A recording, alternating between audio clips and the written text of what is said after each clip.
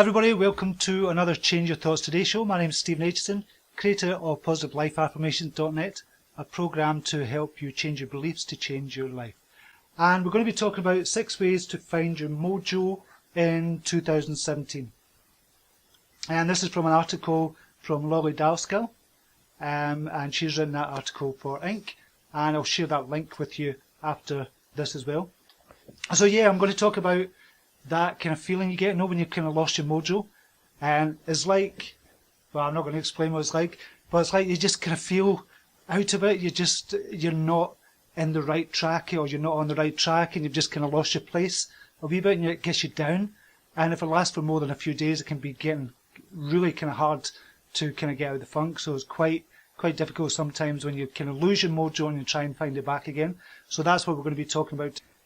So I don't know if you've ever had that feeling where you've kind of lost your mojo and you just go, everything's kind of out of sync, it's out of whack, and you just can't get back on track, and you just lose motivation, you feel a wee bit down, and you just think, shit, I've lost my mojo, and you can't find it anywhere. Well, usually it's like losing your car keys. You know when you lose your car keys and you're that kind of worried about losing your car keys, you look all over the house, you ask everybody, you see my car keys, you see my car keys? And you say, no, I've not seen them. And you look everywhere, and you usually find them in the very first place that you looked for them in the first place, which is in the kitchen drawer or something, or on the bowl on the kitchen table. And you're that kind of muddled up, your head's all that muddled up, that you couldn't see them for looking at them. That's what it's like when you lose your mojo. You have to come back and centre yourself. And that's where you usually find your mojo. It's within yourself. But we're looking externally to try and find our mojo, that we can't bloody find it. But it's that hard, that overwhelms us. Where's my mojo? Where's my mojo? And you can't find it anywhere. But it's within you. It's right at the centre. It's right at your middle of your kind of energy, right there where you left it in the first place. But it can be difficult to find your way back to your heart again. And that's what we're going to be talking about today. So, as I said, this is from an article from Lolly Dalskill, and she's written for us over at CYT as well. So I'll share the article link down below as well. But I thought this was a good one because I just love that word, mojo. Mojo is just a cool word, isn't it? Mojo. Just even when you say it, mojo. I've lost my mojo, man. And it's just a cool word. Okay, so number 1, 6 ways to find your mojo again. Is number 1, start with one small win. This is what Lolly is saying. So if you think about it, when you lose your mojo, what you usually do, you just think everything's in a funk, and you just say, I can't get anything right, just everything's going wrong, it's shite, I just don't like myself just now. But if you think about one area that you've done well in for the week or for the month or something, think back to your small wins first of all. What have you done right this week? And usually when we've kind of lost the funk and we've lost our mojo, we can't see anything. But if you really sit down and think about it, just sit down, quiet your mind, you can start thinking about all the little small wins. And when you think about the small wins, that kind of motivates you a wee bit more. And you start to feel that energy rising within you again. And you think about another small win, and your energy rises again. You go, oh, finding my mojo, it's coming back. And so you just find your mojo. That's the first step in finding your mojo. Think about the small wins you've had in your life, either for the week, for the month, for the year, for your life, it doesn't matter. Think about that and be grateful that you've actually had that small win. That you've had the energy, you've had the passion to make that small win happen. That was you that done that. And you've got to think about that when you kind of lost your mojo, because it starts to bring that energy back. And really, when you lose your mojo, it's about losing your way in the energy kind of system. If you think about it that way, when you start to think about your small wins, that's when the energy starts to come back on you as well. Number 2, focus on your mission, not your obligations. So if you've got a big mission in life, you know how we feel really passionate and we get dead excited about something, or it could be in a business, or it could be a personal plan you've got, or it could be kind of like Christmas. It might be Christmas if you love organising Christmas and Christmas parties and stuff like that. And that is your mission for that particular month, or you've got a mission for your business, or you've got a mission to write a book.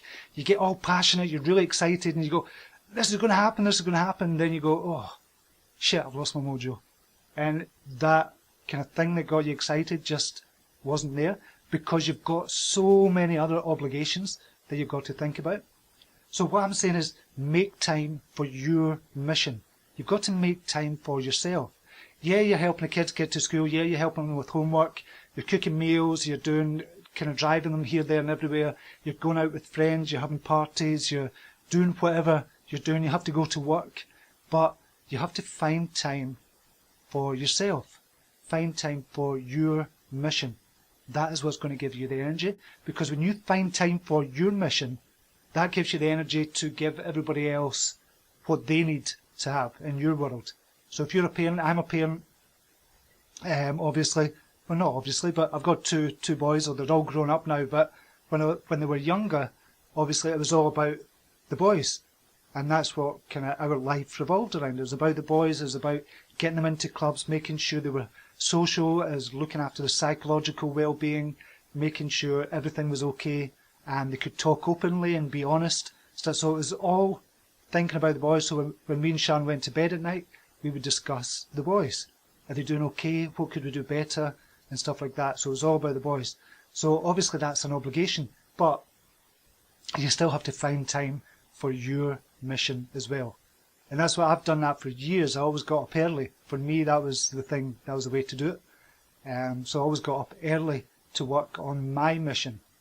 And so that was time, a couple of hours a day for myself to work on my mission. And then the rest of the time was for kind of my sons, my wife, family and everything else. So make sure you allow yourself time to focus on your mission. And that'll give you some of that energy back. That'll give you some of that excitement, that passion, that joie de vivre, just to go for it again. I don't know where that came from, joie de vivre. You know what I mean though. It just gives you that energy back.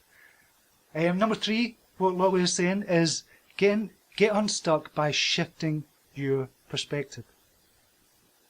So when we've kind of lost our mojo, all we think about is like we've got tunnel vision and it's all kind of dark. It's like walking through a dark tunnel and we're kind of going like that, trying to feel our way about, and we can't find anything. We have to take a step back and try and look at it from a different angle. Try and look at it from a different perspective. And one of the ways I find that works really well is when you ask yourself, how would such and such think about this?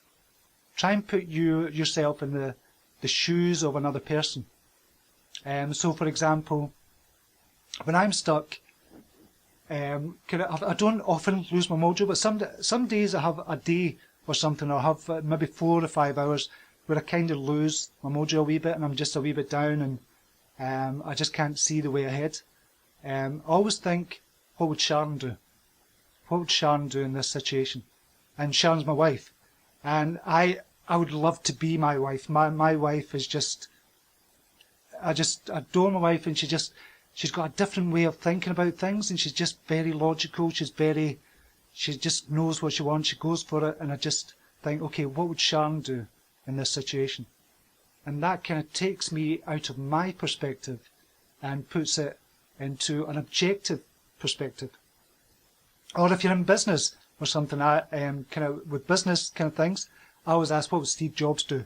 I know that sounds crazy, but or what would Richard Branson do? What would Richard Branson think about this? It's almost like that kind of mental mastermind you have in your head. It's a kind of form of that. So that is a good way to kind of step back and stop being so subjective about it, because it is all subjective, and try and be objective. And one way to do that is to ask, what would this person do about it, for example. Number 4, what Lotte is saying, is stay away from negativity. Now, I know that's easier said than done for some people, because some people have partners who are negative. But as much as possible, stay away from negativity, because when you've lost your mojo, when you've not got your funk on, and you're just kind of all over the place, you can suck that negative energy right within you, and it just makes you feel worse. When you've got your mojo, you can kick them from here to kingdom come. It doesn't matter. These kind of negative people bounce right off you. But when you've lost your mojo, that's when you suck in all that negative energy. So trying to stay away from negative people as much as possible is really going to help you as well. Not just negative people, about kind of the news as well. Even the news is really terribly negative, and I hate the news. I've gone on long enough about that in other lives as well. You just don't watch the news. If you really need to know something, you'll find out from your friends, don't worry, and you'll get a shortened version of it rather than watching all the bad shit on the news. So stay away from all that kind of shit as well. Read kind of positive books, watch positive videos on YouTube, for example. Watch Stephen Aitchison's live shows, they're fucking fantastic, just watch them. Just to get that positive energy back up again till you find your mojo again. That's what it's all about. Number 5, mind what you say to yourself. So when you say to yourself, we kind of tend to over-dramatize things in the mind, or over-catastrophize things in the mind. So when we've lost our mojo, when we've lost the kind of funk that we're in, we kind of tend to say to ourselves things like, this always happens to me, or why is this happening again? And when we ask questions like that, our mind is going to come up with an answer. It's going to come up with an honest answer. Like if you ask a question, why does this always happen to me? Your mind will throw up an answer and say, well, because you've done this, idiot, because you've done it that way, because you didn't do this, because you're too lazy. Your mind will come up with answers which turns you even more kind of negative, and your mojo losing lasts longer, much longer than normal. But when you ask different questions, like, okay, how can I get out of this funk? Okay, what can I do better to make myself feel happier? What can I do different to make myself feel happier? When you ask forward-thinking questions, and questions that give you energy for the future as well, and you think about your future in a bigger, brighter way, that's the type of questions to ask yourself. So mind what you say to yourself, because what you say to yourself is going to affect your energy. Whatever you kind of say to yourself, it totally affects your energy. If you say to yourself, I'm going to have a shit day today. I remember my son done that. My son used to do that before he went to work, but he was working for kind of somebody he didn't like.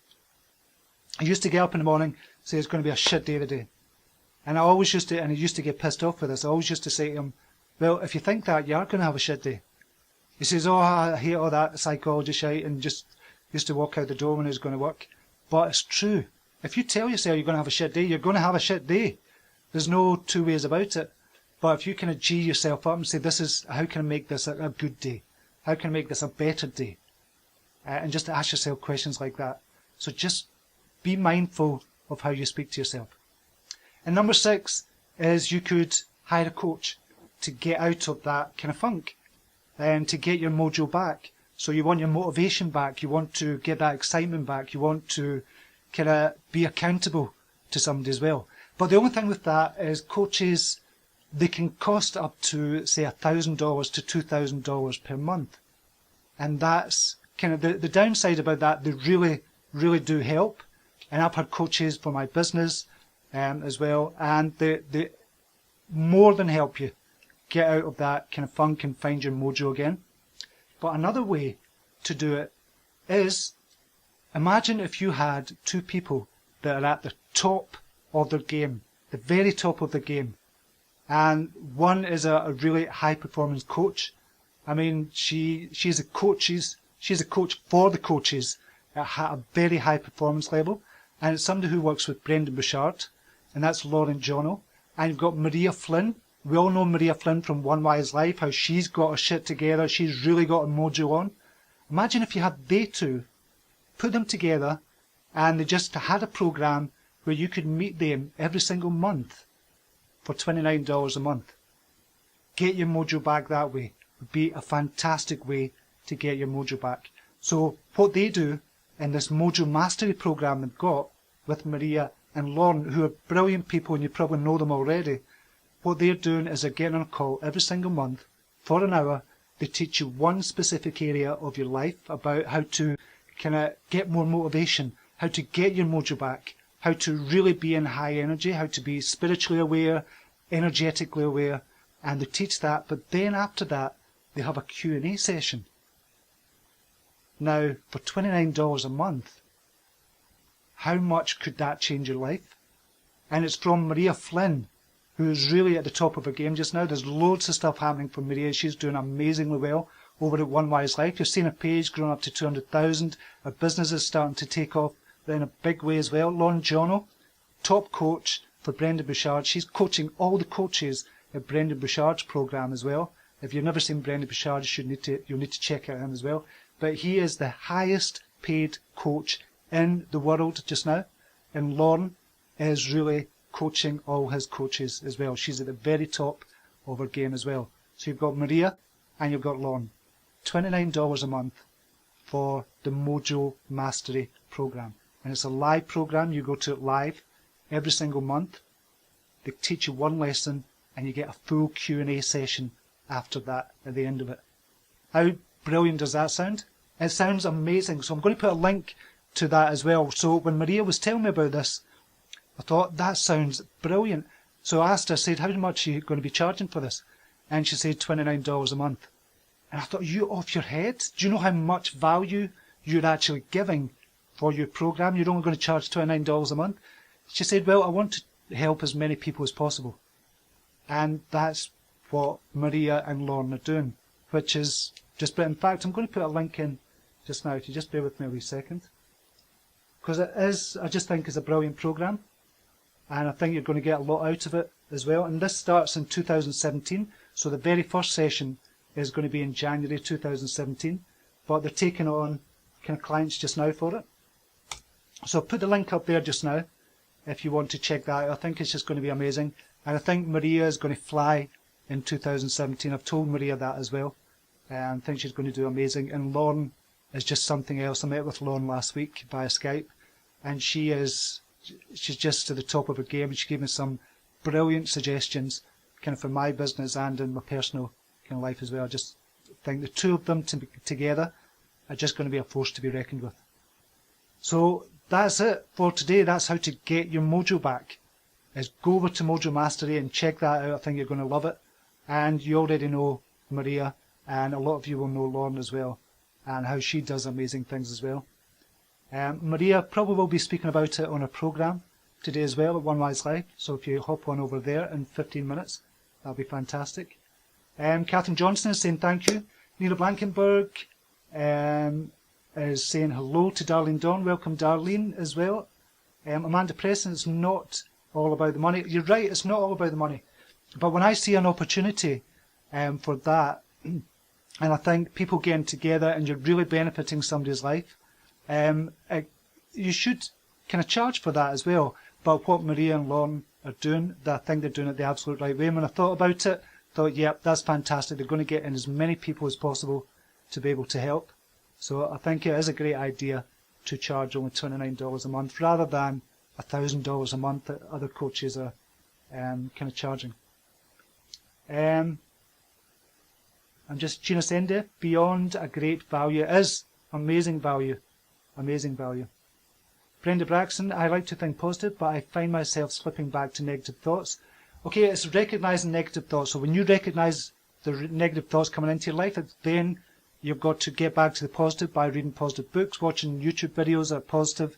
Brenda Bouchard's a great one for that. We mentioned Lauren there, who's a kind of top coach in Brenda Bouchard's program. If you watch him on YouTube as well, brilliant.